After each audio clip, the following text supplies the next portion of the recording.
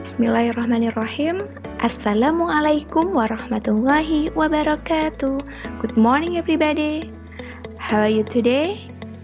Semoga anak-anak di rumah selalu diberi kesehatan oleh Allah Subhanahu wa taala. Oke anak-anak, bersama Bu Ina, kali ini kita akan belajar tema 3, subtema 2, penemuan dan manfaatnya pada pembelajaran pertama. Are you ready? Let's go! Baik anak-anak, kira-kira itu gambar apa ya? Adakah yang tahu? Ya, betul sekali. Itu adalah gambar televisi. Pasti di rumah anak-anak ada televisi kan? Pada zaman sekarang, televisi merupakan hal yang sudah tidak asing lagi pada kehidupan kita. Nah, seiring perkembangan kehidupan masyarakat, tentunya banyak dipengaruhi oleh beragam penemuan. Nah, salah satunya yaitu penemuan televisi, sehingga mampu mengubah peradaban dunia. Kira-kira siapa penemu dari televisi yang pertama kali? Adakah yang tahu? Ini dia, yaitu Bapak John Logie Baird. John Logie Baird.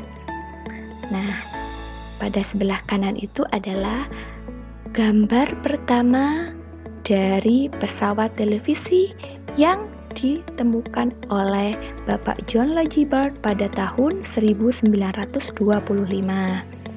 Untuk lebih jelasnya, anak-anak bisa membuka buku tema 3 pada pembelajaran pertama subtema 2. Nah, anak-anak, kira-kira apa sih pengaruh televisi terhadap kehidupan kita? Adakah yang tahu? Ya, tentu banyak sekali.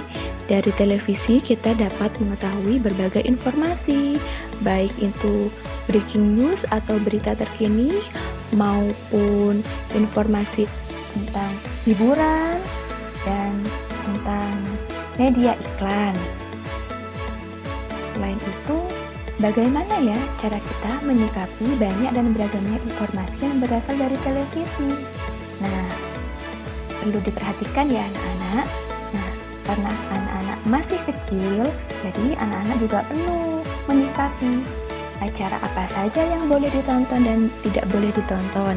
Nah, salah satu caranya, anak-anak bisa melihat di pojok bawah ataupun pojok atas. Di situ ada keterangannya. Contohnya, A strip BO itu kepanjangan dari anak bimbingan orang tua. Berarti saat melihat tayangan tersebut, anak-anak harus didampingi oleh orang tua. Ada lagi beberapa yang boleh ditonton anak-anak. Contohnya dengan tanda A yang berarti anak-anak itu boleh ditonton. Kemudian ada juga SU. Nah, itu kepanjangan dari semua umur. Berarti anak-anak tidak apa-apa menonton. Dan yang terakhir yaitu BO, kepanjangan dari bimbingan orang tua. Nah, sama saja, berarti saat menonton anak-anak harus berada di bawah pantauan orang tua. Jadi anak-anak harus bijak dalam memilih channel-channel yang dilihat. Nah, kemudian bagaimana dampak positif dan dampak negatif televisi terhadap kehidupan masyarakat? Ternyata televisi tersebut juga memiliki dampak yang berupa positif maupun negatif. Jika positif berarti merujuk kepada hal-hal yang baik, sedangkan jika dampak negatif pastinya merujuk ke hal-hal yang buruk. Contoh dari dampak positif dari televisi yaitu dapat menambah wawasan. Misalkan saat masa pandemi kemarin, anak-anak diminta melihat tayangan televisi di TVRI yang menayangkan pelajaran. Nah, itu juga menambah wawasan anak-anak. Kemudian, selain itu, memotivasi penonton untuk mencontoh kesuksesan dan keteladanan dari figur-figur yang ada di televisi. Contohnya yang sangat terkenal yaitu Bapak Mario Teguh dengan segala motivasi-motivasi yang diberikan. Nah, itu salah satu dampak positifnya. Ada juga dampak negatifnya, di antaranya yaitu Dari menonton televisi dapat meningkatkan perilaku malas belajar. Kenapa ini kira-kira? Karena dalam melihat anak-anak tidak mengenal waktu sehingga melalaikan tugas yang lain. Seharusnya tugas yang harus selesai hari ini bisa menjadi tertunda hingga esok gara-gara seharian di waktu anak-anak dihabiskan untuk menonton televisi. Nah, itu salah satu dari dampak negatifnya.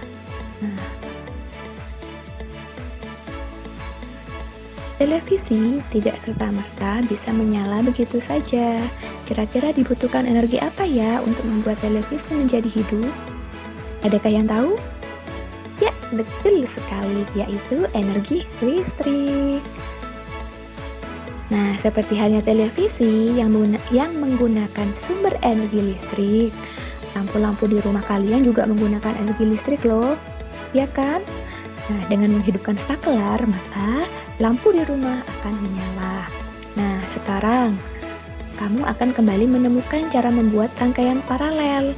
Lampu yang sederhana menggunakan energi baterai. Pada minggu lalu, kita sudah membahas tentang rangkaian seri. Nah, hari ini kita akan membahas tentang rangkaian paralel.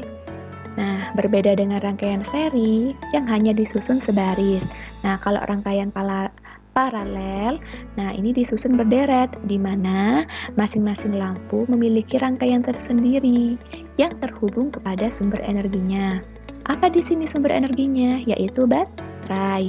Nah, karena itu, apabila ada satu atau lebih komponen yang rusak atau dicabut, maka komponen yang lainnya akan tetap berfungsi dan tidak akan mengalami gangguan. Itulah bedanya rangkaian seri dan rangkaian paralel. Oke, anak-anak. Kesimpulan hari ini, kita mempelajari apa saja ya?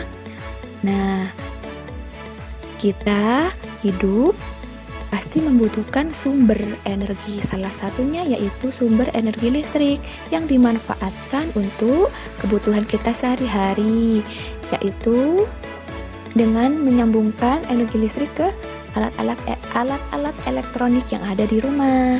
Nah, contohnya TV. TV itu bisa menyala dengan cara dicolok ke listrik.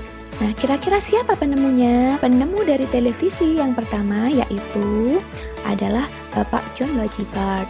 Nah, ternyata dalam menonton televisi, anak-anak harus bisa memilah dan memilih apa saja tontonan yang boleh dilihat dan tidak boleh dilihat. Baik anak-anak, cukup sekian ya pembelajaran hari ini. Untuk tugas hari ini, Senin 12 Oktober 2020. Di sini ada 3 ya. Yang pertama yaitu anak-anak mengerjakan buku tema 3, halaman 39 sampai halaman 41. Yang kedua yaitu membuat peta konsep tentang pengaruh televisi terhadap kehidupan masyarakat Indonesia. Yang ketiga yaitu menggambar rangkaian lampu paralel yang sederhana. Semangat, fighting! Kalian pasti bisa. Nah, ini salah satu contohnya ya. Oke anak-anak, cukup sekian untuk hari ini. Semoga apa yang kita lakukan hari ini diridhoi oleh Allah SWT. Jika ada salah kata, Bu Ina mohon maaf ya. Terima kasih. Wassalamualaikum warahmatullahi wabarakatuh. See you next time.